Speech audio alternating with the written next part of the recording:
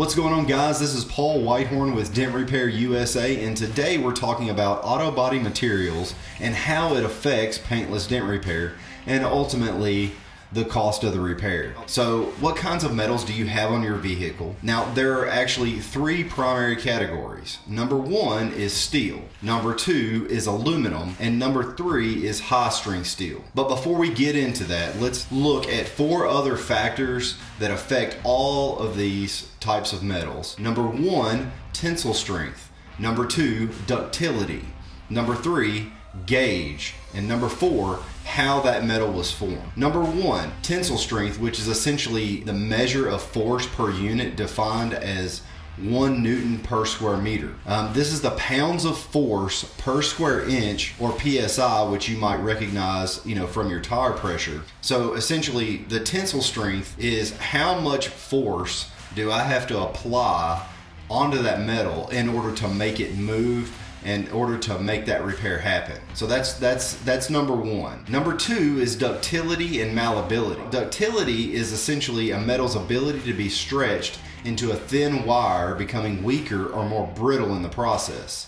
It's the metal's ability to withstand plastic deformation before it actually ruptures or breaks out. This is absolutely critical when dealing with stretch dents. This is running anything past 2.3 millimeters depth, where essentially additional metal was created in the core. What's the ductility? That's why we're repairing things that are steel that we're not repairing in aluminum. Stretchness or depth is concerned on a repair based upon ductility and malleability. B, it deals with how the metal will take a strike downward with a tap down. Now, that means that as I am making, little small adjustments to the surface of your vehicle with a hammer and a tap down, that is significantly going to impact how well your vehicle's metal is going to perform. It also affects the temperature at which the metal should be repaired at. The ductile brittle transition temperature, or the DBTT, if a metal is cooled below this temperature, it increases its chance to shatter instead of bending or deforming in the way that we need it to. Different types of metals need to be heated to different levels in order to be repaired. Number three, the gauge of the metal. Typically, metal today is going to run between 18 to 22 in gauge. The larger number with an auto body sheet metal is actually thinner. The lower number is actually thicker. So old cars from the 1950s and 60s are going to be using 18 gauge universally, and more of the modern cars are going to be using 22. However, there are certain places on a vehicle where thicker gauges are used depending on the year, make, and model. Like, for example, in a lot of trucks, you're going to see at least somewhere between 18 to 20 on a bedside of a vehicle. That's why it's more difficult to push. And number four, how that metal is formed.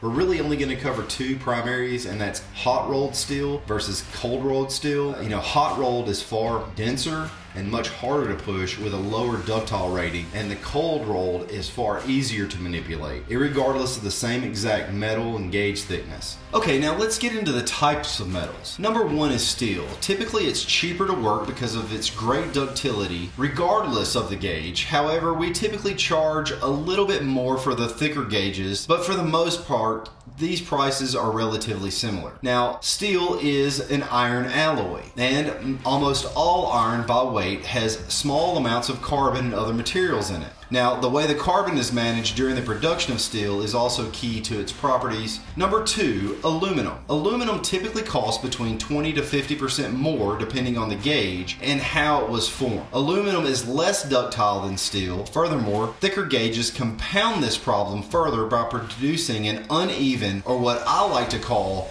a black eye pea effect when pushing as a technician. On a micro level, when you're making those adjustments, it's going to come up as twos. And anybody who's a paintless dent repair technician knows exactly what I'm talking about, because essentially you're going to have to make 4 passes for what you would typically on steel have to make for only 1. Let's get into high strength steel. High strength steel usually costs between 50 and 100% more of regular steel cost. One way to think of high strength steel is it's a low carbon steel.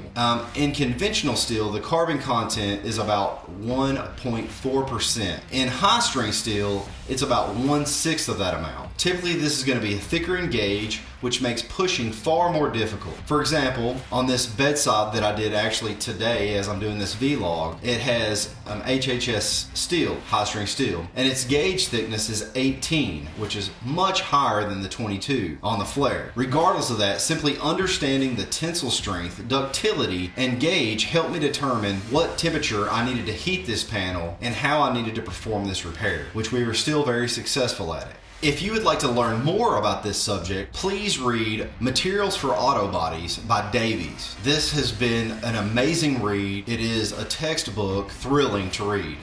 Let's get on to the next vlog. It's thrilling for me. I don't know about you. I love this stuff.